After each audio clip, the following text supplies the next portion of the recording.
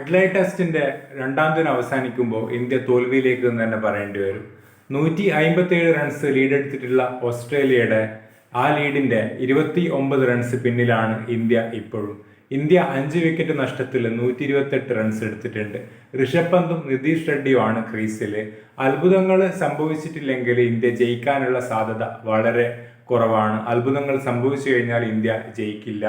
ഇനി ഇന്ത്യക്ക് തീരെ ഈ ഇന്നിങ്സിൽ ഭാഗ്യമില്ലെങ്കിൽ ഒരു ഇന്നിങ്സ് തോൽവി വരെ ഇന്ത്യയെ തുറച്ചു നോക്കുന്ന ഒരു സമയമാണ് ഇതെന്ന് നമുക്ക് പറയേണ്ടി വരും. എല്ലാം കൊണ്ടും ഇന്ത്യയുടെ ഒരു മോശം ദിവസമായിരുന്നു ഇന്ന്. ഇനി ഇന്ത്യ ജയിക്കാൻ എന്തെങ്കിലും ഒരു പോസിബിലിറ്റി ഉണ്ടോ എന്ന് എന്നോട് ചോദിക്കുകയാണെങ്കിൽ ഋഷഭ് പന്ത്, നിതീഷ് കുമാർ റെഡ്ഡിയും അശ്വിനും അടക്കമുള്ള ബാക്കി ബാറ്റർമാർ കൂടി ചേർന്നിട്ട് ഓസ്ട്രേലിയയുടെ ഒന്നാം ഇന്നിങ്സ് ഡെഫിസിറ്റിനെ മറികടന്നിട്ട് ഒരു 180 റൺസ് എങ്കിലും ഓസ്ട്രേലിയക്ക് മുമ്പിൽ ടാർഗറ്റ് വെക്കാൻ വേണ്ടിയിട്ട് പറ്റണം. അതായത് ഇപ്പം 128-ന് 5 എന്നുള്ള രീതിയിൽ നിന്ന് ഇന്ത്യയുടെ ഇന്നിങ്സ് ഇന്ത്യ 330 റൺസിലേക്ക് ഉയർത്തി കഴിഞ്ഞാൽ മാത്രമേ ഇന്ത്യക്ക് ഒരു വിജയ സാധ്യതയുള്ളൂ. അഡ്ലൈഡ് ടെസ്റ്റിന്റെ 4ാം ഇന്നിങ്സിലെ സക്സസ്ഫുൾ ചേസ് എന്ന് പറയുന്നത് 160 റൺസിൽ താഴെയാണ്. അഡ്ലൈഡിലെ 4ാം ഇന്നിങ്സിൽ പറഞ്ഞ ഏവറേജ് റൺസ് എന്ന് പറയുന്നത് 180-ലും താഴെയാണ്. അപ്പം ഒരു 180 റൺസെങ്കിലും ഓസ്ട്രേലിയക്ക് മുമ്പിൽ ടാർഗറ്റ് വെച്ചാലേ ഇന്ത്യക്ക് എന്തെങ്കിലും ഒരു പ്രതീക്ഷ ഉണ്ടാവുമെന്ന് നമുക്ക് പറയാൻ വേണ്ടി പറ്റും. ഈ ടെസ്റ്റ് ഓൾമോസ്റ്റ് ഇന്ത്യയുടെ കയ്യിൽ നിന്ന് പോയിട്ടുണ്ട്. പരമ്പരയിൽ ഇന്ത്യ ഒരു ടെസ്റ്റ്, ഓസ്ട്രേലിയ ഒരു ടെസ്റ്റ് എന്നുള്ള രീതിയിൽ നമുക്ക് എഴുതി വെക്കാൻ വേണ്ടി പറ്റുന്ന ഒരു രീതിയിൽ ആയി മാറിയിട്ടുണ്ട് ഇത്. ഇന്നത്തെ ദിവസം മൊത്തത്തിൽ എന്താ സംഭവിച്ചത് നോക്കുകയാണെങ്കിൽ ട്രാവിസ് ഹെഡിന്റെ സെഞ്ചുറി തന്നെയാണ് ഇന്നത്തെ ഏറ്റവും വലിയ ഹൈലൈറ്റ്. 140 റൺസാണ് ട്രാവിസ് ഹെഡ് അടിച്ചു കൂട്ടിയിട്ടുള്ളത്. WTC final, world cup final, അതുകൂടാതെ ഇന്നും കൂടി ട്രാവിസ് ഹെഡ് ഇന്ത്യയെ മുറിവേൽപ്പിച്ചു എന്ന് നമുക്ക് പറയേണ്ടി വരും. പ്രധാനമായിട്ടും അഡ്ലൈഡ് ഗ്രൗണ്ട് ട്രാവിസ് ഹെഡിന് നന്നായിട്ട് സൂട്ട് ചെയ്യുന്ന ഒരു ഗ്രൗണ്ടാണ്.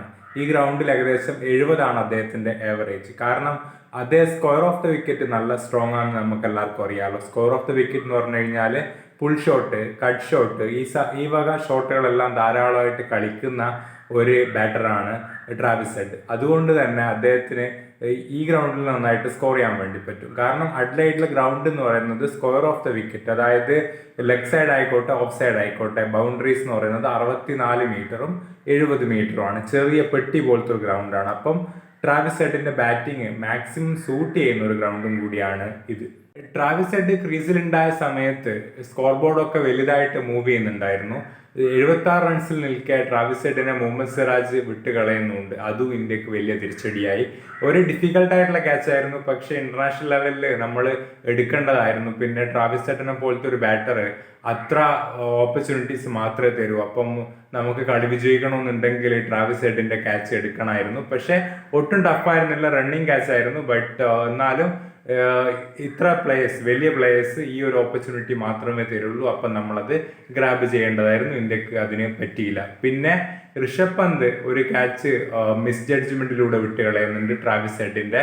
തീർച്ചയായിട്ടും ഋഷഭ് പന്ത് ഡൈവ് ചെയ്യേണ്ട ഒരു ക്യാച്ച് ആയിരുന്നു. പക്ഷെ അത് രോഹിത് ശർമ്മയുടെ ക്യാച്ചാന്ന് വെച്ചിട്ട് ഋഷഭ് പന്ത് ഡൈവ് ചെയ്യാതിരുന്നപ്പം രോഹിത് ശർമ്മയും ഋഷഭ് പന്തും ഡൈവ് ചെയ്തില്ല. അവിടെ ഒരു ലൈഫ് ഈ ട്രാവിസ് ഹെഡിന് കിട്ടിയിട്ടുണ്ട്. ട്രാവിസ് ഹെഡിനെതിരെ ഇന്ത്യൻ ബൗളർമാർക്ക് എന്തെങ്കിലും വ്യത്യാസമായിട്ട് ചെയ്യാൻ വേണ്ടി പറ്റുമോ എന്ന് എന്നോട് ചോദിക്കുകയാണെങ്കിൽ ട്രാവിസ് ഹെഡിനെ നമ്മൾ വലിയ ഇന്നിങ്സ് കളിക്കുന്നതിൽ നിന്ന് എങ്ങനെ തടയുമെന്ന് ചോദിച്ചു കഴിഞ്ഞാൽ നമുക്ക് ഷോർട്ട് ബോൾ വെച്ചിട്ട് ട്രാവിസ് ഹെഡിനെ പരീക്ഷിക്കാൻ വേണ്ടിയിട്ട് പറ്റും. പക്ഷേ അഡ്ലൈഡിലെ ഞാൻ പറഞ്ഞല്ലോ സ്ക്വയർ ബൗണ്ടറി എന്ന് പറയുന്നത് 64 മീറ്ററും പിന്നെ 70 മീറ്ററുമാണ്. ചെറിയ ബൗണ്ടറിയാണ്. അതുകൊണ്ട് തന്നെ ഈ ഷോർട്ട് ബോൾ ടാക്ടിക്സ് എത്ര കൃത്യമായിട്ട് വർക്ക് ചെയ്യുമെന്ന് ഒരു ഗ്യാരണ്ടി ഇല്ലാത്തതുകൊണ്ടായിരിക്കാം ഇന്ത്യൻ ബൗളേഴ്സ് ആ ഒരു സ്റ്റാറ്റിക്സ് കൃത്യമായിട്ട് പരീക്ഷിക്കാത്തത്. അത് ട്രാവിസ് ഹെഡിന് വലിയ ഒരു അഡ്വാൻറ്റേജ് കൊടുത്തിട്ടുണ്ട് ഈ ഇന്നിങ്സിൽ. ക്ലാസും കാണികളും എല്ലാം തന്നെ ട്രാവിസ് ഹെഡിന്റെ കൂടെ നിന്നൊരു മത്സരം.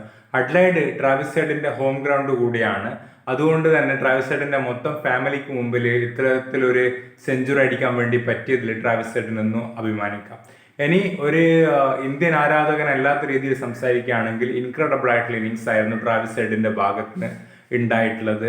അദ്ദേഹത്തിന്റെ ഏറ്റവും സ്ട്രോങ്ങസ്റ്റ് സോൺ ആയിട്ടുള്ള കട്ട് ഷോട്ട്, പുൾ ഷോട്ട്, ഈ കാര്യങ്ങളൊക്കെ കളിച്ചിട്ടുണ്ട്. അദ്ദേഹം സ്കോർ ബോർഡ് കൃത്യമായിട്ട് മൂവ് ചെയ്തിട്ടുണ്ട്. ഒരു ഇൻക്രെഡിബിൾ ആയിട്ടുള്ള ഇന്നിങ്സ്. നമ്മൾ ബാസ്ബോളിനെ പറ്റിയിട്ട് എപ്പോഴും പറയാറുണ്ട്, പക്ഷേ ബാസ്ബോളിൽ എല്ലാ ബോളിനും സിക്സ് അടിക്കാൻ വേണ്ടി പോകുന്ന ഒരു മൈൻഡ് സെറ്റാണ് ബാസ്ബോൾ എന്ന് പറയുമ്പം. പക്ഷേ ഇവിടെ അദ്ദേഹം എടുക്കുന്ന റിസ്ക് ഒക്കെ വളരെ കാൽക്കുലേറ്റീവ് ആയിട്ടുള്ള റിസ്ക് ആണ്. ഒരു ബോൾ കൃത്യമായിട്ട് ചൂസ് ചെയ്യാൻ അദ്ദേഹത്തിന് പറ്റുന്നുണ്ട്, ഏത് ബോളിൽ അടിക്കണം ഏത് ബോളിൽ അടിക്കണ്ട എന്നുള്ളത്.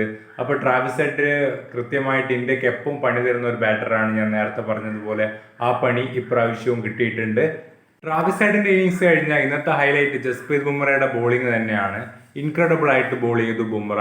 എന്തുകൊണ്ടാണ് ബുംറ ഒരു ജനറേഷണൽ ടാലന്റ് ആണെന്ന് പറയുന്നത് നമുക്ക് കൃത്യമായിട്ട് ഇന്നും കൂടി അദ്ദേഹം മനസ്സിലാക്കി തന്നു. അദ്ദേഹം ബോൾ ചെയ്യുന്ന സമയത്ത് പിച്ച് ഭയങ്കര ഡിഫറെൻ്റ് ആണ്. ബാക്കിയുള്ളവർ ബോൾ ചെയ്യുന്ന സമയത്ത് പിച്ച് ബാറ്റിങ്ങിന് അനുകൂലമാണ്. ബുംറ ബോൾ ചെയ്യുന്ന സമയത്ത് പിച്ചിൽ സ്വിംഗ് ഉണ്ട്, സീമുണ്ട്, ബാറ്റേഴ്സ് സ്ട്രഗിൾ ചെയ്യുന്നുണ്ട്, ഞാൻ കണ്ടു. പിന്നെ ബുംറ ചെറുതായിട്ട് ഹാംസ്ട്രിങ് പുള്ളി ചെയ്യുന്നുണ്ട്. അത് ഇന്ത്യക്ക് ഒരു വെറിയിങ് സൈനാണ്. ഇനി മുമ്പോട്ടേക്ക് പോകുന്നതിന് കണക്കായിട്ട് ടെസ്റ്റ് മാച്ചുകളുടെ ഇടയിലുള്ള വിശ്രമ ദിവസങ്ങൾ വളരെ കുറവാണ്. ഇന്നത്തെ മത്സരത്തിൽ ബുംറ ഹാൻസ്ട്രിങ് പുള്ളി ചെയ്തിട്ട് ഫിസിയോ ഗ്രൗണ്ടിൽ വരേണ്ടി വന്നിട്ടുണ്ട്. അപ്പോൾ അദ്ദേഹത്തിന് വർക്ക് ലോഡും കൂടി വലിയ ഒരു ഘടകമായിരിക്കും ഇന്ത്യ. അതും ഇന്ത്യ കൃത്യമായിട്ട് മാനേജ് ചെയ്യേണ്ടതുണ്ട്. ഇൻക്രെഡിബിൾ ആയിട്ടുള്ള ബോളർ ഒന്നും പറയാനില്ല. ബുംറയെ പറ്റി പറയാനാണെങ്കിൽ അതിന് സെപ്പറേറ്റ് വീഡിയോ ചെയ്യേണ്ടി വരും. അത് ഞാൻ ചെയ്യും. ബുംറ എന്തുകൊണ്ടാണ് ഇത്ര സ്പെഷ്യൽ ആയിട്ടുള്ളതെന്ന്. ഇൻക്രെഡിബിൾ ആയിട്ടുള്ള ബോളർ ബുംറ ഉള്ളത് കൊണ്ടാണ് ഇന്ത്യ ഇന്ന് കുറച്ചെങ്കിലും പിടിച്ചു നിന്നത് നമുക്ക് പറയാൻ വേണ്ടിയിട്ട് പറ്റും. ലൈൻ അടിപൊളി, ലെങ്ത് അടിപൊളി. അദ്ദേഹം ഒരു ജനറേഷൻ ടാലന്റ് ആണ്, great bowler. Jasprit Bumrah create ചെയ്യുന്ന പ്രഷർ, അല്ലെങ്കിൽ സിറാജ് ക്രിയേറ്റ് ചെയ്യുന്ന, അശ്വിൻ ക്രിയേറ്റ് ചെയ്യുന്ന അത്ര പ്രഷർ ക്രിയേറ്റ് ചെയ്യാൻ വേണ്ടിയിട്ട് ഹർഷിത് റാണയ്ക്ക് സാധിച്ചില്ല.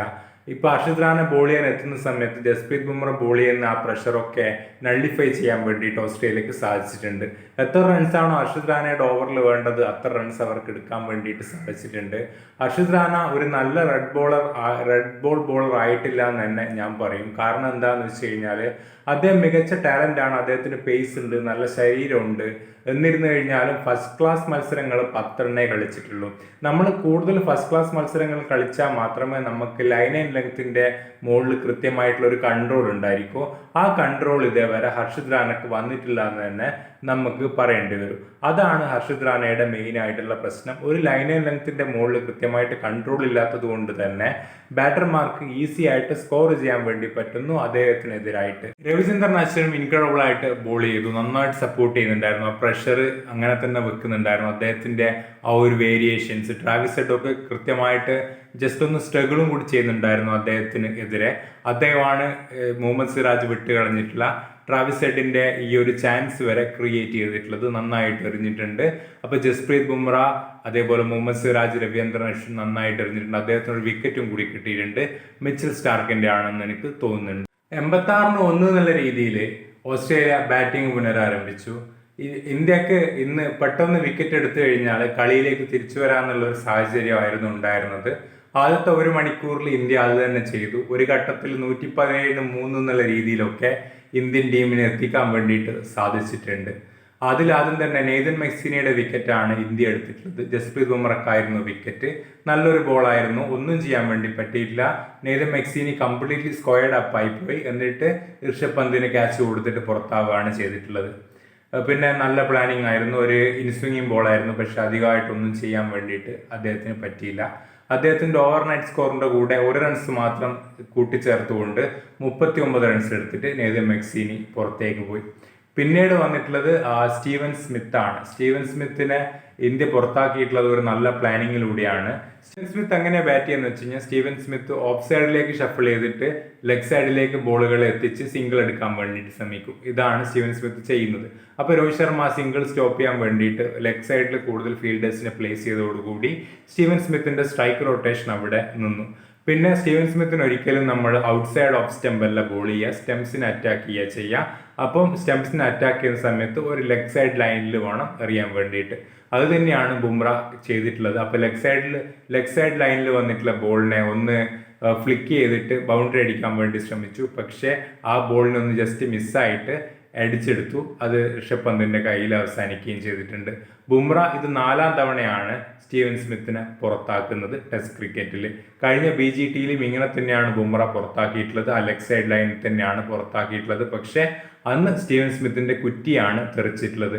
2021 BGTയിലെ മെൽബൺ ടെസ്റ്റിന്റെ ഫസ്റ്റ് ഇന്നിങ്സ് ആണെന്ന് തോന്നുന്നു സ്റ്റീവൻ സ്മിത്ത് ഇങ്ങനെ പുറത്തായിട്ടുള്ളത്. ഇതേ ഡെലിവറി തന്നെയായിരുന്നു. പക്ഷേ ഇത്തവണ സ്റ്റീവൻ സ്മിത്ത് ഋഷഭ് പന്തിന്റെ കയ്യിലെത്തിയപ്പോൾ കഴിഞ്ഞ തവണ സ്റ്റീവൻ സ്മിത്തിന്റെ കുറ്റിയാണ് തെറിച്ചത്. സ്റ്റീവൻ സ്മിത്ത് ഇപ്പോഴും ഔട്ട് ഓഫ് ഫോം ആണ്. അത് ഇന്ത്യയെ സംബന്ധിച്ചിടത്തോളം നല്ല ഒരു സൈനാണ്. മാനസ് ലബുഷേൻ ഇന്ന് നന്നായിട്ട് ബാറ്റ് ചെയ്തിട്ടുണ്ട്. മാനസ് ലബുഷേൻ ഫോമിലേക്ക് തിരിച്ചെത്തിയിട്ടുണ്ട്. അത് ഇന്ത്യക്ക് ഒരു തിരിച്ചടിയാണ്.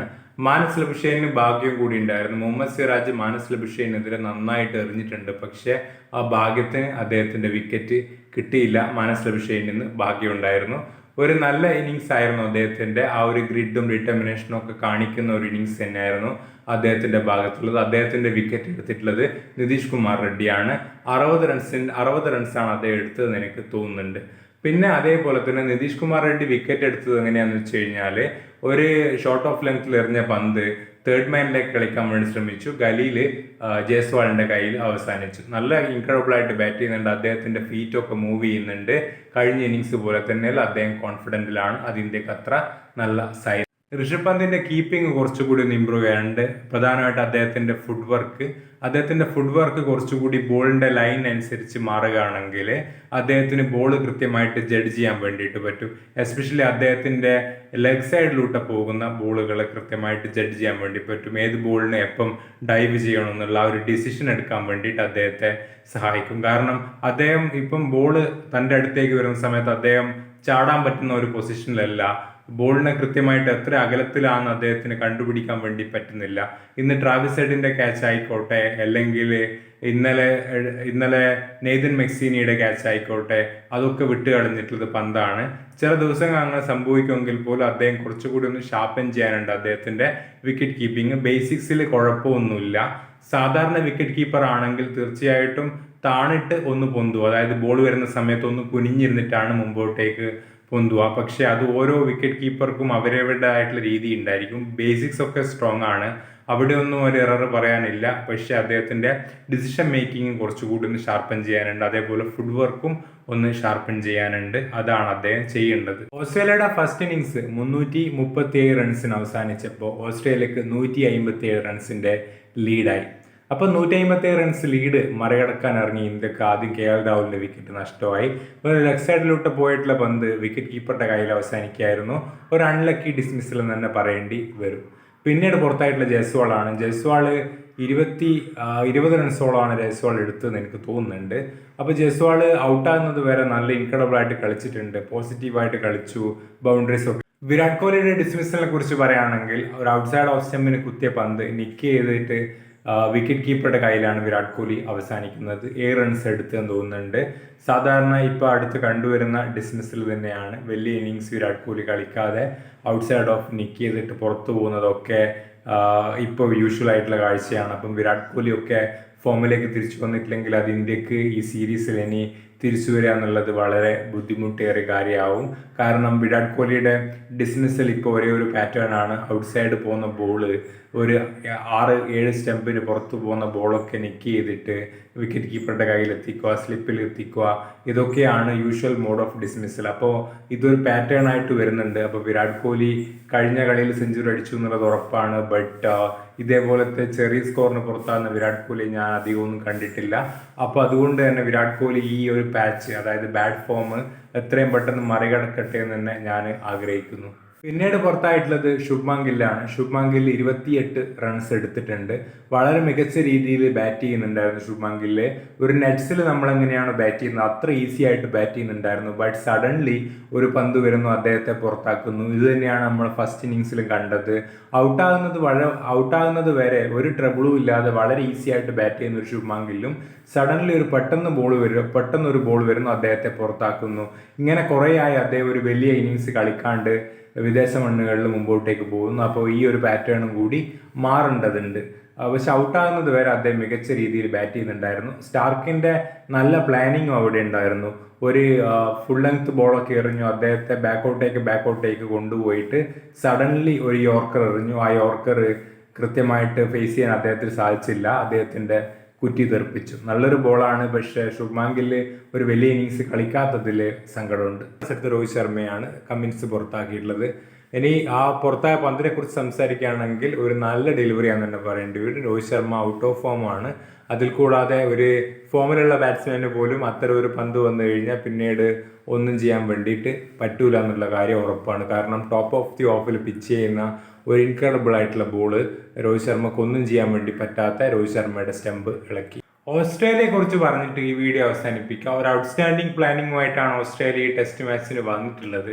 കാരണം എന്താണെന്ന് വെച്ച് കഴിഞ്ഞാൽ ജസ്പ്രീത് ബുംറയെ ഓഫ് ചെയ്യുക, അതായത് ജസ്പ്രീത് ബുംറയ്ക്ക് വിക്കറ്റ് കൊടുക്കാതിരിക്കുക, എന്നിട്ട് ബാക്കിയുള്ള ബോളേഴ്സിനെ കൃത്യമായിട്ട് അറ്റാക്ക് ചെയ്യുക എന്നുള്ളൊരു പ്ലാനായിരുന്നു ഓസ്ട്രേലിയയുടെ ഭാഗത്ത് നിന്ന് ഉണ്ടായിട്ടുള്ളത്. ബോളിംഗ് എപ്പോഴും ഓസ്ട്രേലിയയുടെ കൂടെ നിൽക്കുന്ന ഒരു സംഗതിയാണ് നമുക്ക് എല്ലാവർക്കും അറിയാലോ. അതിൻ്റെ കൂട്ടത്തിൽ സ്കോട്ട് ബോളൻഡ് എന്ന് പറയുന്ന ഒരു പ്ലെയറിൻ്റെ അഡിഷൻ ഓസ്ട്രേലിയക്ക് ഒരു പുതിയ ജീവന നൽകിയെന്ന് നമുക്ക് പറയാൻ വേണ്ടിയിട്ട് പറ്റും. കാരണം കമിൻസിനേക്കാളും സ്റ്റാർക്കിനേക്കാളും എത്ര എഫക്റ്റീവാണ് സ്കോട്ട് ബോളൻഡ്. കഴിഞ്ഞ ഇന്നിങ്സിൽ സ്റ്റാർക്ക് 6 വിക്കറ്റ് എടുത്തെങ്കിൽ പോലും അത് സ്കോട്ട് ബോളൻഡ് ക്രിയേറ്റ് ചെയ്തിട്ടുള്ള ഒരു എഫേർട്ടിലാണ്. ഞാൻ ചെയ്തിട്ടുള്ള ഒരു പ്രിവ്യൂ വീഡിയോ ഉണ്ട്. അതായത് ഈ BGTയുടെ 2ാം ടെസ്റ്റ് തുടങ്ങുന്ന സമയത്ത് സ്കോട്ട് ബോളൻഡ് ഇന്ത്യക്ക് പണി തരുമെന്ന് ആ വീഡിയോയിൽ കൃത്യമായിട്ട് പറയുന്നുണ്ട്. അതേപോലെ തന്നെയാണ് സംഭവിച്ചിട്ടുള്ളത്. ബാക്കി എല്ലാ ബോളേഴ്സിനെതിരെ ഇന്ത്യ വ്യക്തമായിട്ട് കംഫർട്ടബിൾ ആണ്. സ്റ്റാർക്ക് ആയിക്കോട്ടെ, കമിൻസ് ആയിക്കോട്ടെ, പിന്നെ അതേപോലെ മിച്ചൽ മാഷ് ആയിക്കോട്ടെ, ആ ബോളേഴ്സിനെതിരെയൊക്കെ നല്ല കംഫർട്ടബിൾ ആണെങ്കിലും സ്കോട്ട് ബോളൻഡിന് എങ്ങനെ കളിക്കണമെന്നുള്ളത് ഇന്ത്യക്ക് ഒരു ഐഡിയ കിട്ടുന്നില്ല. അദ്ദേഹം ഒരേ ലൈനിൽ നിന്ന് ഒരേ ലെങ്ത്തിൽ നിന്ന് ഉള്ളിലേക്കും പുറത്തേക്കും എറിയിക്കുന്നത് ഭയങ്കര ഡിഫിക്കൽട്ടാണ് കളിക്കാൻ വേണ്ടിയിട്ട്. അദ്ദേഹമാണ് ശരിക്കും ഇന്ത്യയെ തകർച്ചയിലേക്ക് തള്ളിവിട്ടെന്ന് പറയാൻ വേണ്ടിയിട്ട് പറ്റും. വിക്കറ്റ് അദ്ദേഹത്തിന് 2 കിട്ടിയിട്ടില്ലെങ്കിൽ പോലും അദ്ദേഹം ക്രിയേറ്റ് ചെയ്യുന്ന ഒരു പ്രഷറാണ് ഇവിടെ നമുക്ക് ഇന്ത്യക്ക് ഏറ്റവും കൂടുതൽ വിനയാകുന്നത് നമുക്ക് പറയേണ്ടി വരും.